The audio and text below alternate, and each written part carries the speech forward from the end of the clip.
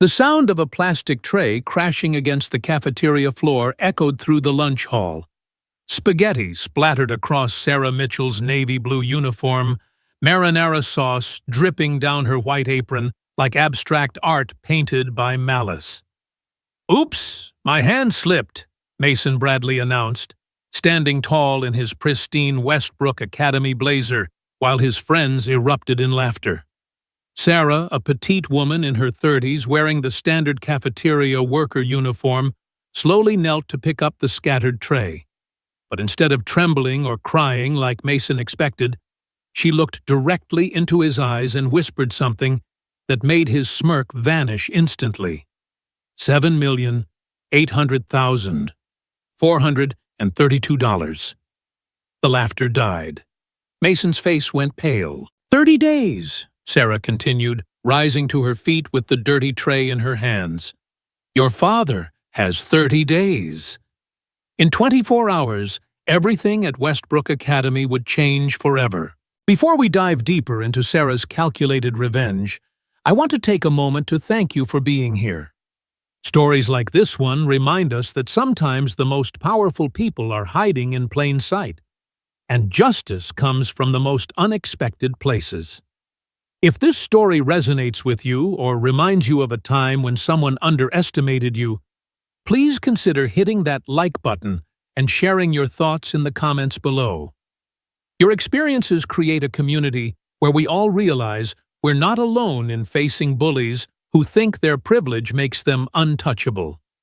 Now, let's return to that cafeteria, where a secret millionaire was about to teach an entitled brat the most expensive lesson of his life. Sarah Mitchell had been working at Westbrook Academy's cafeteria for 18 months, arriving each morning at 4:30 a.m. in her beat-up Honda Civic. She'd drive through Connecticut's wealthiest neighborhoods, past mansions with gates and gardens, to prepare breakfast for 500 privileged students. None of them knew that the Civic was just part of her carefully crafted disguise, or that she could afford to buy a fleet of Bentleys if she wanted. The car, the uniform, even the slight stoop in her shoulders were all calculated elements of a persona she'd perfected. Underneath her food-stained apron, hidden by black electrical tape disguised as a wrist support, she wore a Patek Philippe watch worth $200,000, a memento from her days as the youngest female partner at Goldman Sachs. Mason Bradley ruled Westbrook Academy like a king holding court. As captain of the football team, last year's homecoming king, and most importantly, the principal's son, he existed in a bubble of immunity. Teachers pretended not to notice when he broke rules. Security guards chuckled at his pranks. The cafeteria workers were nothing more than invisible servants in his world, existing solely to clean up his messes and serve his meals.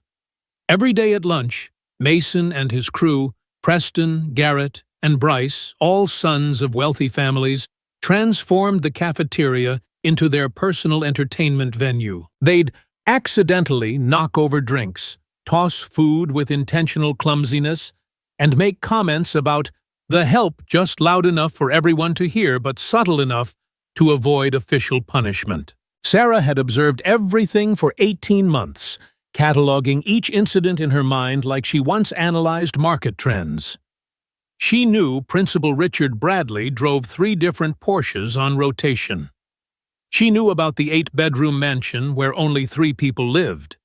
She knew about the $40,000 annual tuition for Mason, the country club memberships, the private jet rentals for vacation. Most importantly, she knew about the carefully hidden mountain of debt that supported this fantasy lifestyle.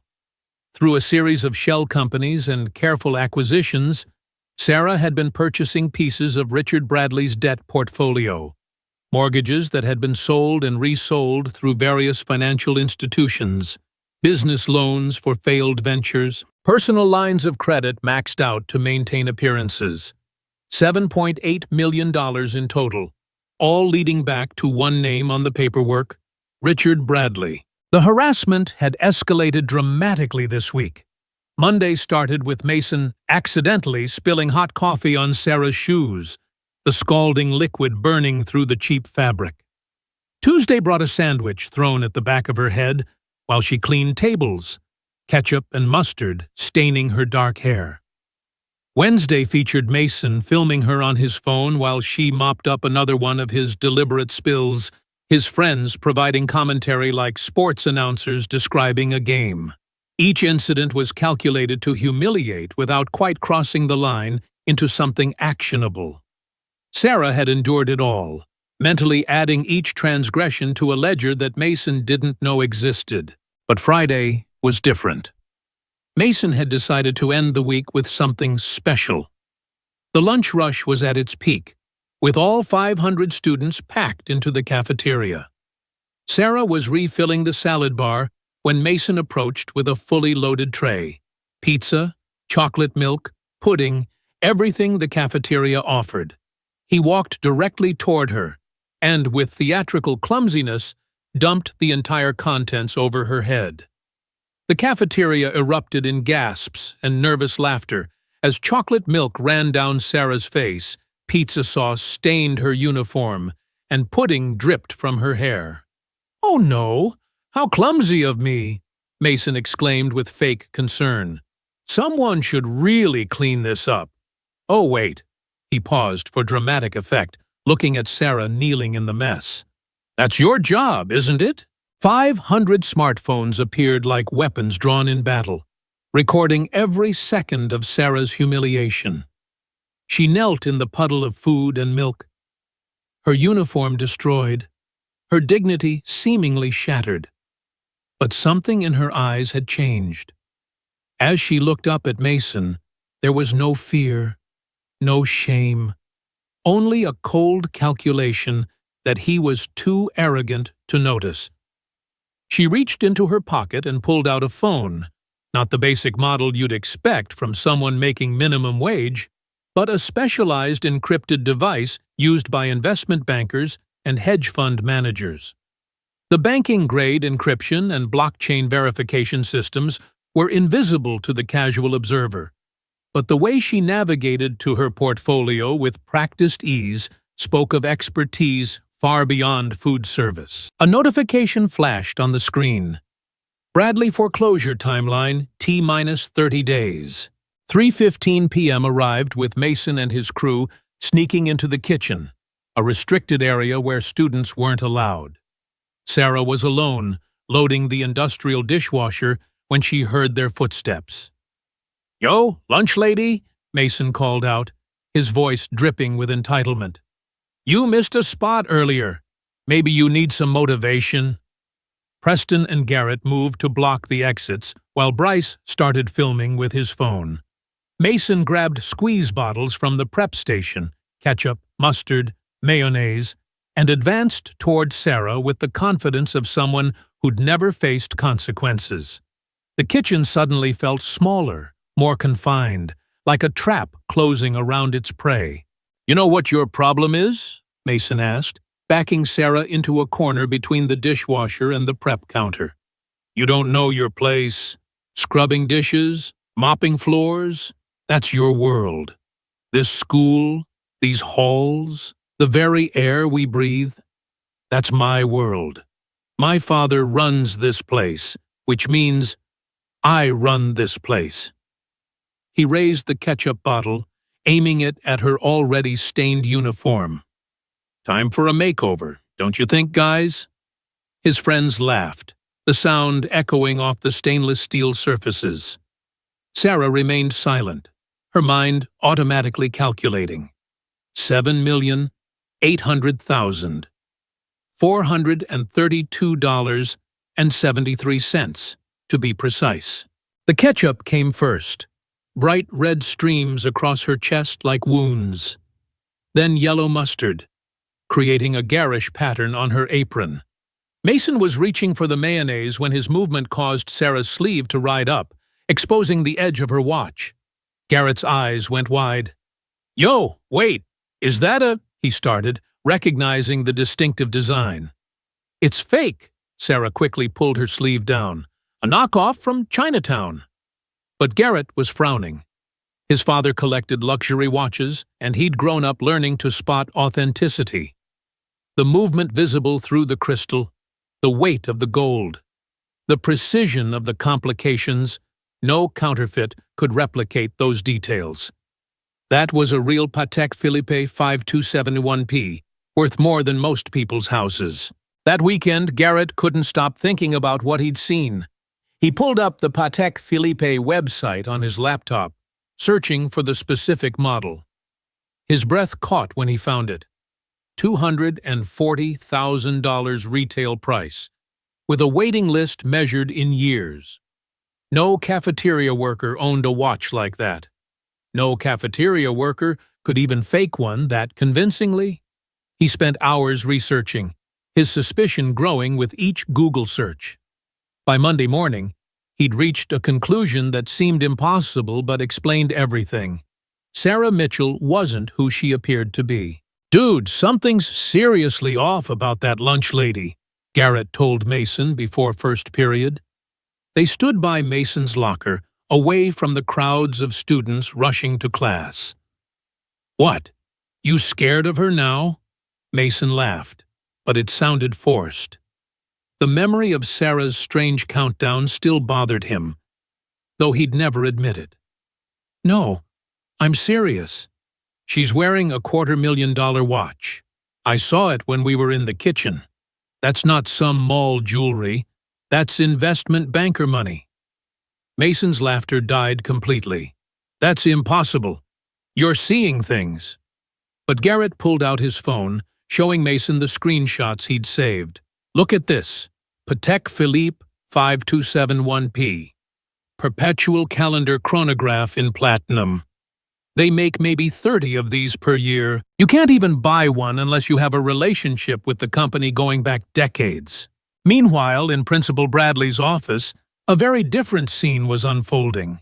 Richard Bradley stared at his computer screen with growing horror, his face draining of color as he read the legal notice that had just appeared on his screen.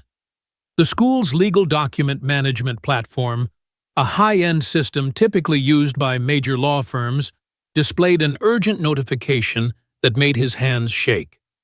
Foreclosure notice pending. Bradley residence. Payment demand. $7,800,432.73. Time remaining. 30 days.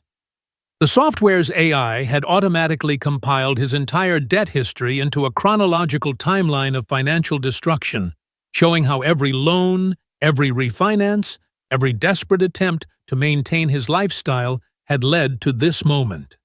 The sophisticated platform tracked every lien, judgment, and obligation in real time, creating an inescapable web of financial reality that no amount of denial could disperse. Tuesday arrived with an urgent summons. Sarah was cleaning the breakfast dishes when the announcement came over the kitchen intercom. Sarah Mitchell to the principal's office immediately. She dried her hands slowly, straightened her stained uniform, and made her way through the halls. Students whispered as she passed, word of Friday's incident having spread through social media all weekend. Some looked at her with pity, others with curiosity. None of them suspected they were watching a predator walking calmly toward cornered prey. Richard Bradley's office was a monument to perceived success. Diplomas from prestigious universities lined the walls. Photos with politicians and business leaders covered every surface. Behind the massive oak desk sat Richard himself, his usually perfect appearance showing cracks. His tie askew, his hair disheveled, his eyes bloodshot from a sleepless night spent trying to understand how his carefully hidden financial disaster had been discovered. Mason stood beside his father's chair, attempting to project confidence, but betraying nervousness in the way his fingers drummed against his leg. "Mrs. Mitchell," Principal Bradley began, his voice strained with false authority. "My son tells me you've been behaving strangely, making threats, speaking about financial matters that don't concern you." He leaned forward, trying to use his size and position to intimidate. "I think perhaps the stress of your job has become too much. Maybe it's time you found employment elsewhere." Sarah sat down without being invited, crossing her legs and folding her hands in her lap. The gesture was so casually confident that both Bradley men instinctively leaned back. "Threatening?" she said, her voice calm and measured. "I simply stated a number. 7,800,000. "Stop!" Richard's face had gone from red to white in seconds. His hands gripped the edge of his desk until his knuckles matched his complexion. That exact figure, down to the dollar. His total debt across all accounts, all loans, all desperate financial maneuvers. How could she possibly know? $432, Sarah continued, unmoved by his outburst. And 73 cents, if we're being precise, which I always am when it comes to money. She reached into her pocket, producing not the employee ID card they expected, but a business card printed on expensive stock. She placed it on the desk and slid it toward Richard with one finger. The card didn't read Sarah Mitchell, cafeteria worker. Instead, in elegant raised lettering, it announced, Sarah Mitchell, Managing Director, Phoenix Asset Recovery, LLC. Richard's hand trembled as he picked up the card. Phoenix Asset Recovery. He knew that name. They were the company that had been buying up his loans, the faceless entity that now owned every debt he'd accumulated in his desperate attempt to maintain a lifestyle his salary could never support. You can't be the lunch lady who owns your house, your cars, every asset you've pledged as collateral? Sarah's smile was sharp as a blade. I spent 18 months in your kitchen, Principal Bradley. 18 months watching your son torture my staff. 18 months documenting every incident while quietly acquiring every debt you've ever signed your name to. Mason finally found his voice. This is insane. You're just a cafeteria worker. You serve food. You mop floors. But his protests sounded hollow even to himself. The pieces were falling into place. Her strange confidence, the expensive watch Garrett had spotted, the specific way she'd counted down his father's debt. Sarah opened the small briefcase she'd brought, spreading legal documents across Richard's desk like tarot cards revealing a doomed future. Mortgage papers stamped Property of Phoenix Asset Recovery. Business loan agreements with the same marking. Personal guarantees, car leases, even the country club memberships, all owned by her company. You borrowed to maintain an image, she explained, her tone professional and detached. Private jet rentals on a $90,000 salary. A $40,000 annual tuition for Mason when you could barely afford your mortgage payments. This house, mortgaged 3 times. The Porsches, all leased under a shell company you created in violation of district policy. What do you want? Richard asked, his voice barely above a whisper. The man who'd ruled Westbrook Academy through connections and intimidation had been reduced to begging from someone he'd considered beneath notice. Money? Is this extortion? Originally, I was simply investigating financial irregularities in the school system, Sarah replied. But then I watched your son, day after day, tormenting people who couldn't fight back, using your position to shield him from consequences, teaching him through your example that power means never having to account for your actions. She gathered the papers back into neat stacks. So my plans evolved. You set us up! Mason lunged forward, his athlete's reflexes kicking in. But Sarah simply shifted her weight, and Mason found himself grasping at air while she stepped gracefully aside. Years of executive self-defense training had taught her that the best victory was avoiding the fight entirely. No, Sarah corrected, returning to her seat as if a 200-pound football player hadn't just tried to assault her. I gave you rope. Lots and lots of rope. You hanged yourselves with enthusiasm.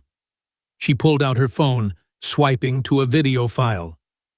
Speaking of which, let's discuss Friday's incident in the kitchen. The one your son was so proud of that he had his friend film it. The video played on her phone screen, showing Mason's assault in the kitchen from a different angle. Clearly from a security camera they hadn't noticed. The image was crystal clear, the audio perfect, every threat and humiliation captured in high definition. Assault, battery, creating a hostile work environment, violation of health codes by contaminating food prep areas. Sarah listed the charges casually. Harvard's early admission program has very specific morality clauses, doesn't it, Mason? And those football scholarships you're counting on?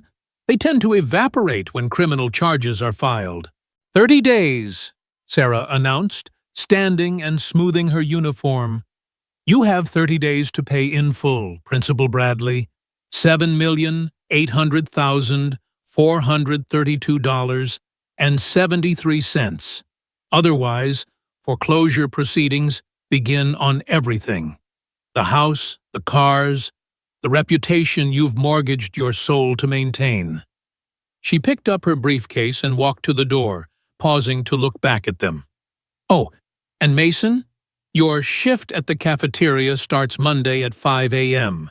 You'll need the job to help your father with the bills. Within hours, Westbrook Academy transformed into a battlefield of whispers and revelations. The news spread faster than any food fight Mason had ever started. The lunch lady was a millionaire. The principal was broke. The untouchable Mason Bradley was about to lose everything. Parents' phones rang off the hook as board members called emergency meetings.